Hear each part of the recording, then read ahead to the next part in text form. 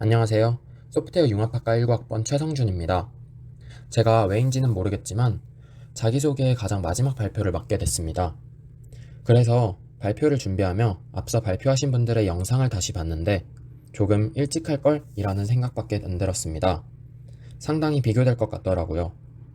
안 그래도 발표를 하면 긴장하는 스타일인데 마지막 순서이니 더욱 긴장할 것 같아 영상으로 대체하는 점 양해 부탁드립니다. 그래도 최대한 있는 내용, 없는 내용 끌어모아 준비했으니 끝까지 잘 들어주시면 감사하겠습니다. 30분가량 발표를 해야 하기에 목차를 작성해 봤는데, 먼저 저의 고등학교, 대학교 생활인 일대기, 자랑하고 싶고 인정받고 싶은 프로젝트, 그래서 소프트웨어 멤버십에서 보여주고 싶은 것, 순서로 저를 소개하겠습니다. 참고로 일부분 자랑이라 느껴지실 수 있으니 그냥 인정받는 것을 좋아하는 사람이다 생각해 주시고 이 점도 양해 부탁드립니다. 시간을 거슬러 고등학교 때로 올라갑니다. 그때 저는 단순 내신만 챙기면 대학을 들어갈 수 있다는 선생님 말씀만 듣고 내신만 챙겼습니다. 그러다 고2병이 찾아와 학원을 때려치고 하고 싶은 것을 찾던 중 이과 내에서도 날고 긴다는 학생만 들어가 있는 동아리인 Think Creative에 들어가게 되었습니다. 물론 노는 동아리는 아니었고 방학에 로봇을 만들어 First Teach Challenge라는 FTC 대회를 출전하는 동아리였습니다. 엉덩이가 천근만근이어서 앉아있을 줄밖에 몰랐던 저는 방학 내내 동아리방에 상주하며 로봇의 하드웨어 설계부터 소프트웨어 개발까지 전 분야에 참견하였고, 없는 부품은 모델링해서 3D 프린터로 뽑아 제작하며 대회에 출전하였습니다. 첫 대회는 경험이 부족했기에 약간의 성과를 내는 것에 불과했지만 두 번째 출전한 대회에서는 일본, 중국, 루마니아, 한국 이렇게 4개국이 출전하는 예선에서 우승하고 디트로이트에서 개최되는 세계대회 출전 자격을 얻었습니다. 물론 경비를 후원받지 못해서 루마니아에게 그 기회를 넘겨줬지만 일반고가 우승한 적은 처음이었기에 그것만으로 만족했습니다. 아, 그리고 대학에 오면 이런 기회가 많을 거라 생각하여 포기한 것도 없지 않지만 생각보다 기회가 없어서 고등학교 때 사비라도 털어서 갈 걸 그랬다라는 생각에 후회가 드는 것 같습니다. 아, 고등학교 때 기억 남는 동아리가 하나 더 있습니다. 바로 시그마 인벤처라는 발명 창업 동아리입니다. 인벤트와 어드벤처의 합성어로 만들어 발명가들의 모험을 뜻하는 이 동아리에서는 자전거의 체인을 변환하는 메커니즘을 발명하여 특허로 등록해본 경험이 있으며 코이라는 창업대회에서 패끈패드라는 제품으로 장려상을 수상한 적 있습니다. 이렇게 고등학교 생활을 자세히 언급하는 것은 아직도 이 분야에 관심이 많고 관심 있는 사람이 있다면 IT 관련 창업대회도 좋겠다는 생각이 들어 언급하였습니다. 이제 제 본격적인 개발 생활인 대학 생활을 살펴보겠습니다.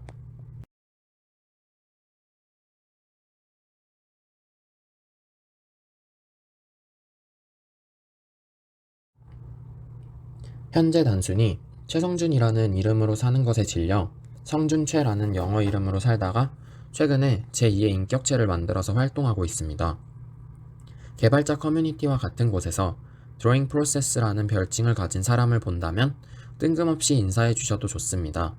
저도 대답해 드리겠습니다. 이 별칭은 개발자 커뮤니티뿐만 아니라 제가 식상한 영어 이름을 적기 싫을 때마다 종종 사용하고 있습니다.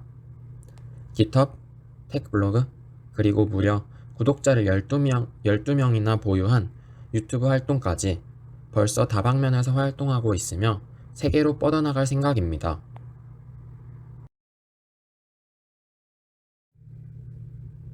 유수의 개발자가 되기 위한 3가지 스타트 활동에 대해 간략히 소개하자면, 먼저 개발자임을 증명하는 활동이 된 깃허브, 아직 코드 관리용으로 사용하기보다는 코드 보관용에 가깝지만 팀 프로젝트를 3번가량 겪어보면서 나름 있어 보이기 시작했습니다. 그리고 PR까지 성공하며 더욱 있어 보이려고 노력하는 중입니다.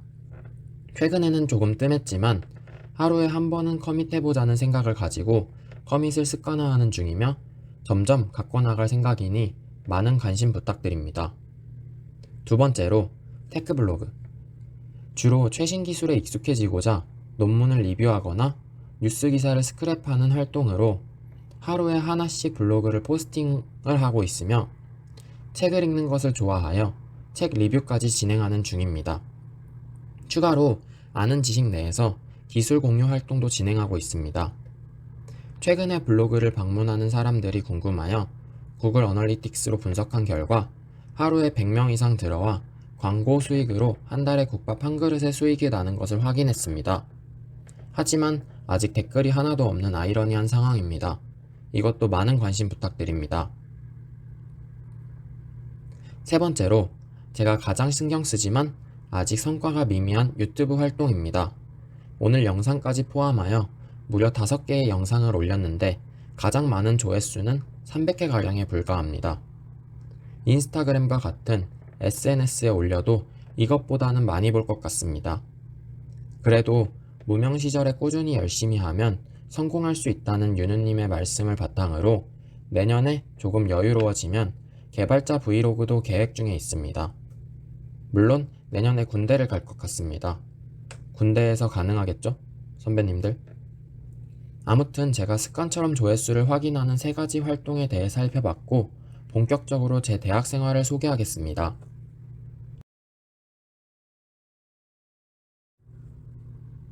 대학에서도 고등학교 때와 유사한 활동을 주로 했습니다. 트랙 이름에서도 보이듯이 하드웨어 쪽을 제작한 후 임베디드 소프트웨어를 이용하여 생명력을 불어넣어주는 것을 좋아합니다. 이와 관련된 대회라고 할 것이 마땅히 없거나 스케일이 너무 커서 취미생활로만 즐기는 중이고 메이커 문화에 관심이 많아 작은 토이 프로젝트를 진행하여 메이커만의 B급 감성인 메이커 페어에서 재미를 보고 있습니다. 이와 관련된 활동으로는 쿠메이커스라는 활동과 오로카라는 커뮤니티에서 활동을 했습니다. 쿠메이커스는 오플랩이라 불리는 학생회관 1층에 있는 3D 프린터가 있는 공간을 관리하는 활동이며 찾아오는 학생들이 장비를 망가뜨리는 것을 방지하고자 훈련 조교로서 이들을 교육하였습니다. 또한 한 학기에 한 번씩 턴 프로젝트를 진행하여 전시를 하곤 합니다. 진행한 프로젝트를 간단히 설명하자면 직접 모듈화한 비행 플랫폼을 어떤 물체에 달면 종이 비행기처럼 날아갈 수 있도록 해주는 것입니다. 프로젝트 이름에서 보이듯이 레투스, 즉 상추에 달아서 날려도 잘 날아가도록 만들고 싶은 욕망이 보이는 프로젝트입니다만 흐물흐물한 경우에는 잘 날아가지 않더라고요. 참고로 프로젝트 장명은 대부분 제가 했습니다. 약간 언어 유희를 좋아하는데 재미있었으면 좋겠습니다. 그리고 휴대폰 살균기 프로젝트 같은 경우는 여러분이 일반적으로 생각하는 살균기를 휴대폰에 적용하여 충전하면서 살균할 수 있는 제품입니다. 창업하거나 발명할 생각이 없어서 안전검증 따위는 받지 않았는데 작동은 잘 됩니다. 물론 스마트폰에 이상이 있는지는 확인해보지 않았습니다. 지금까지 사용하는 데는 문제가 없었고 앞으로 문제가 생기면 알려드리겠습니다. 참고로 쿠메이커스라는 단체는 제가 애증하는 단체입니다. 작년까지만 해도 부장으로서 열심히 활동하였으나 현재는 코로나로 인해 침체되어 소리 소문 없이 사라지고 있는 것 같습니다. 제가 계속 관리할 걸 그랬습니다. 두 번째로 오로카라는 커뮤니티는 로봇에 대해 관심을 가지고 있는 사람이라면 모를 리 없는 개발자 커뮤니티입니다. 오로카 내에서도 다양한 모임이 있는데 가장 활발한 모임은 판교 모임입니다. 왕복 4시간 걸리는 거리를 격주로 다니며 실제 개발자분들께 많이 배웠습니다. 여기서 판교 모임은 하나의 스터디 개념이 아니라 로봇을 개발하고 싶은 사람들 중 판교 근처에 사는 사람들이며 이 중에서도 여러 스터디가 있습니다. 그중 저는 로스트 스터디, 미니스팟 등을 참여하였으며 좋은 기회로 세미나도 진행하였습니다. 제가 진행한 세미나는 로스라는 로봇을 시뮬부터 구동까지 할 수 있는 소프트웨어와 터틀봇이라는 자율주행 교육론 플랫폼을 활용한 것과 엔비디아의 제슨이라는 보드를 활용하여 제작된 젯봇과 이를 활용한 인공지능 세미나에 조교로 참여한 적 있습니다. 다른 팀에서 진행하더라도 프로젝트를 진행하다 관련 궁금한 점이 있으시다면 여쭤보셔도 됩니다. 추가로 이 판교 모임에서 공부한 것을 바탕으로 PPT 하단에 있는 턴 프로젝트에서 자율주행 파트를 맡아 개발하였습니다. 참고로 여기 있는 활동이 거의 1학년 내에 이루어졌습니다. 제가 가려는 분야가 공부할 것이 너무 많아 이를 학부 과정 내에 다 해결해 보겠다는 생각이 저를 바쁘게 만든 것 같습니다.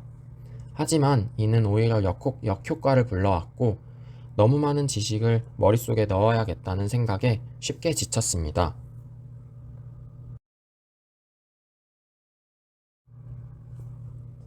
프로젝트로 바쁠 때는 몰랐으나 바쁜 것이 끝나자마자 소위 현타라는 머리가 한 대 맞은 것 같은 느낌이 들었고 이렇게 바쁘게 사는 게 맞는 건가 하는 생각으로 겨울방학을 보냈습니다. 그리고 그 고민의 결론은 그냥 학부 과정에서는 내가 가장 하고 싶은 한 분야만 공부해도 충분할 것 같다는 생각을 했고 하던 분야 중 가장 진입장벽이 높다고 생각하여 대학에서 배울 만한 인공지능 쪽을 선택하여 집중하기로 했습니다. 이후 2학년 때부터는 메이킹 활동은 즐길 정도로 병행하였고 인공지능 프로젝트를 진행하였습니다.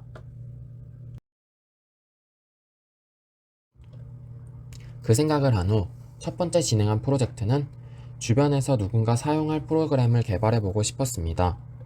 마침 기숙사 식당에서 밥을 먹다가 가끔 소지품을 배식판에 놓고 나오는 경우가 많다는 아주머니의 하소연을 듣고 초기에 분실물을 발견해서 알려주는 소프트웨어를 만들고 싶다는 생각을 했습니다. 이를 위해서는 이미지의 특징을 파악하는 영상 처리 기술이 필요하여 해당 분야에 관심 있는 팀원 2명을 모집한 후 프로젝트를 진행했습니다. 간단한 프로젝트라고 생각했던 것은 생각보다 고려할 것이 많았고 기본적인 오픈CV 이미지 프로세싱 라이브러리로는 처리할 수 있는 한계가 보였습니다. 객체를 감지하기 위해서 블러, 캐니, NMS 등으로 최종적인 하나의 객체를 감지하는 것은 성공하였으나 배경색에 따른 오류, 다중 객체 인식 등의 문제가 발생하였습니다. 이는 단순 색깔 분포로 외곽선을 추출하는 것에 문제가 있다고 생각되었고 소지품 자체를 인식할 수 있는 딥러닝을 활용해 보기로 하였습니다. 문제에 대한 해결 방법을 찾을수록 딥러닝은 우리 프로젝트의 완성도를 높여줄 것이라는 믿음이 생겼습니다. 이후 학습 데이터 수집, 전처리 및 모델 훈련, 시각화 이렇게 3가지 역할로 분배하여 공부하였고 그중 저는 전처리 및 모델 훈련을 맡았습니다. 모든 이미지를 동일한 크기로 조절하는 전처리는 오픈CV를 활용하면 크게 어렵지 않았습니다. 하지만 딥러닝에 대한 기초도 모르는 상태에서 모델을 선택하는 것에 자체가 모순이었기에 개념부터 익혔고 가장 높은 정확성을 띠는 모델인 욜로 V3를 찾았습니다. 텐서플로우라는 프레임워크의 메서드와 매개 변수를 공부한 후 라벨링된 데이터에 적용했고 시행착오가 있었으나 딥러닝을 적용하는 과정은 생각보다 순조로웠기에 기대감을 가지고 기다렸습니다.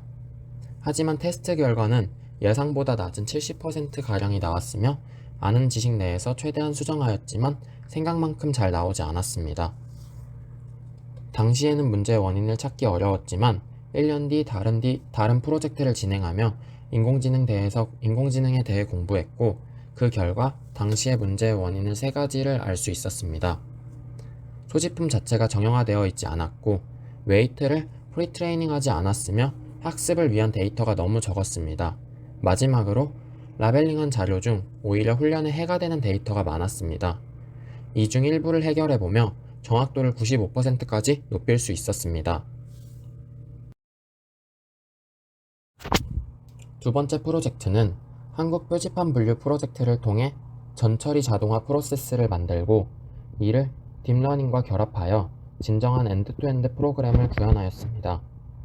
영상 처리 분야에 흥미를 느끼고 더욱 심도 있게 배우고 싶어 DAVI 랩실에 들어갔습니다. 연구실에서는 인공지능의 원리를 이해하고 코드로 옮겨보는 과정을 반복하였으며 이를 활용해 볼 수 있는 교통 표지판 분류 프로젝트를 진행했습니다. 이 프로젝트는 모델을 훈련시키는 과정보다는 데이터를 추출하고 전처리에 신경을 썼습니다. 먼저 데이터는 TSR 데이터셋이라는 낮에 찍은 블랙박스 영상을 시퀀스 추출한 후 각 영상에서 표지판을 도출하여 훈련 데이터로 사용하였습니다. 직접 레이블링을 통해 표지판을 뽑아낼 수도 있었지만 엔드투엔드 프로세스를 만들고 싶었기에 표지판의 특징인 빨간 외곽선을 검출하는 형식으로 표지판을 검출하였습니다. 하지만 생각한 것처럼 RGB의 R 값이 높은 것만 뽑는다고 빨간색을 검출할 수 없었고, 관련 정보를 찾아본 결과 BG 값과 비교하여 상대적으로 높은 R 값을 검출하는 방식을 사용하여 빨간 계열을 검출할 수 있었습니다. 그리고 커넥티드 컴포넌트 레이블링으로 추출한 빨간색이 하나의 객체로 인식되도록 처리하였고, 표지판을 뽑아 이미지로 저장하였습니다. 이후 표지판들을 전처리해준 다음 각 클래스별로 분류하는 과정을 거치며 표지판 데이터셋을 제작하였습니다. 그리고 이 데이터들을 CNN의 가장 간단한 모델인 렌넷5 구조의 파라미터를 변경해가며 훈련을 시켰습니다. 결과적으로 96% 이상의 정확도를 갖는 분류기를 만들 수 있었으며, 이 작품을 소프트웨어 페스티벌에 출품하여 여러 학우님들을 비롯한 교수님들께 인정받아 주니어상과 인기상을 수상하였습니다. 쉽지 않은 과정이었지만 프로젝트 결과는 만족스러웠습니다. 우선 일일이 레이블링해야 하는 딥러닝의 단점을 자동화하였습니다. 다음으로 렌넷5라는 가벼운 모델을 사용했음에도 높은 정확도를 이끌어냈습니다. 마지막으로 딥러닝에 의존하지 않는 아키텍처를 스스로 설계해보는 유익한 시간이었습니다. 향후 이를 일반화한다면 많은 시간이 들어가는 전처리를 자동화하고 가벼운 처리 시간으로 높은 정확도를 가진 프로세스를 제작할 수 있을 것입니다.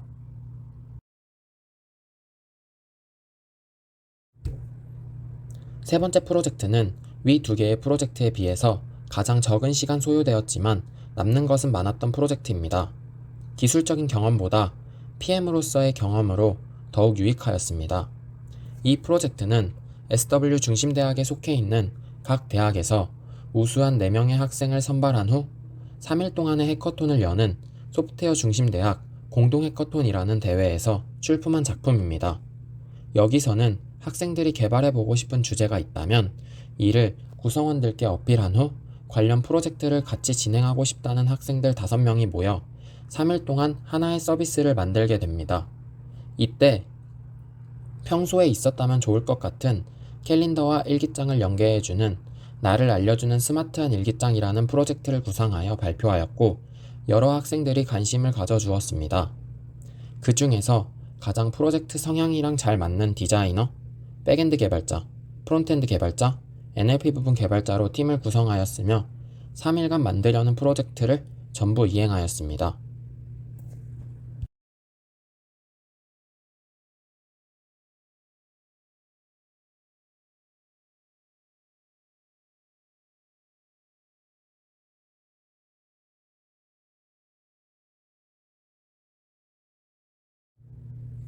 실제 구현 예시입니다.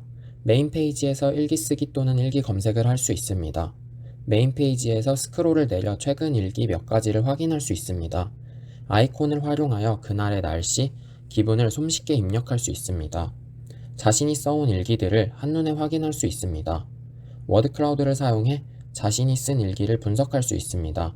이 프로젝트는 디자이너로 인해 서비스가 만족스럽기도 했으며 전체적인 PPT 디자인이 원래 이 프로젝트에서 사용했던 디자인이기에 만들었던 것이 있어 보여드렸습니다.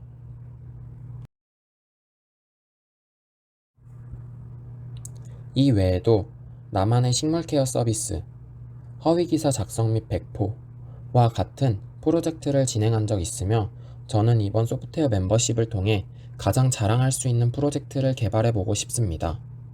지금부터 제가 한 것, 할 수 있는 것에 대해 간단하게 소개하면서 이번 대회에서 제가 하고 싶은 것에 대해 설명하는 것으로 마무리하겠습니다. 제가 한 것이라고 하면 많은 프로젝트도 있지만 직접 진행하며 수상까지 할 수 있었던 것을 어필하겠습니다. 앞서 고등학교 때 했던 코이라는 창업대회와 FTC 로봇대회에서 수상했으며, 대학에 들어와 처음 웹을 배우고 뉴비톤 해커톤에 참여하여 기술상을 수상했습니다. 또한 성대에서 열렸던 자율주행 대회에서 최우수상을 수상했고, 작년에 열렸던 쿠톤가 소프트웨어 페스티벌에서 수상했습니다. 그리고 최근 알고리즘에 관심 갖게 되어 본 프로그래밍 대회도 출전했습니다. 이렇게 다양하게 해보았던 경험은 팀원들과 프로젝트를 진행하는데 도움이 될 것이라고 생각합니다. 이제 할 수 있는 것에 대해 말씀드리겠습니다. 먼저 개발 환경은 맥을 제외하고는 전부 경험해 보았으며 리눅스에서도 프로젝트를 진행한 적이 있습니다. 개발 언어는 파이썬과 C++을 주력하고 있으며 웹 관련 프로젝트도 두 개가량 진행했었습니다. 그때 언어는 파이썬의 플라스크와 장고를 사용하였으며 HTML, CSS, 자바스크립트도 다룰 줄 압니다. 데이터베이스는 배우긴 했으나 잘 다루지는 못하고 도커는 허위 기사 작성 및 배포 프로젝트에서 연계하여 진행한 적 있습니다.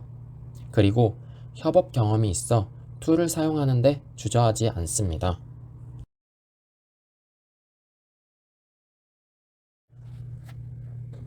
이제 하고 싶은 것에 대해 말하고 마무리하겠습니다. 먼저 여기에 적혀 있는 대회들은 예시에 불과하다는 점을 알아주셨으면 좋겠습니다. 저는 이번 대회에서 데이터 분석 경험을 기반으로 관련 대회에 참여하고 싶으며 이를 연계한 창업까지 연계한 공모전을 찾았더니 수상에서 높게 점수를 부여하는 장관상 수준의 대회를 찾을 수 있었습니다. 그리고 이 대회에 대해 검색해보면 아시다시피 데이터를 분석하는 것으로 끝나지 않고 서비스로 연계가 필요합니다. 따라서 저를 포함하여 데이터 분석하는 사람 2명, 되도록 풀스택이면 좋지만 백엔드 2명을 모집하여 대회를 나가고 싶습니다. 관련 대회에 관심이 있다면 최성준에게 개인톡 남겨주시기 바랍니다. 길다면 길었고 짧았다면 짧았을 발표 들어주셔서 감사합니다. 그리고 저는 여기서 프로젝트를 끝내고 싶지 않습니다. 소프트웨어 멤버십으로 뽑힌 사람의 경우 단순 소프트웨어에 대한 성장성만 보고 이 분야를 접하게 된 사람은 없을 것이라고 생각됩니다. 무엇보다 소프트웨어에 대한 관심을 가지고 각자 하나의 장점을 가지고 있어 이 그룹에 참여할 수 있었을 것입니다. 따라서 저는 그룹에 상관없이 서로에게 도움이 될 수 있는 시간이 되었으면 좋겠고, 이 소프트웨어 멤버십이 끝나더라도 좋은 사람들과 지속해서 프로젝트를 진행하고 싶습니다. 지금까지 발표 들어주셔서 감사합니다.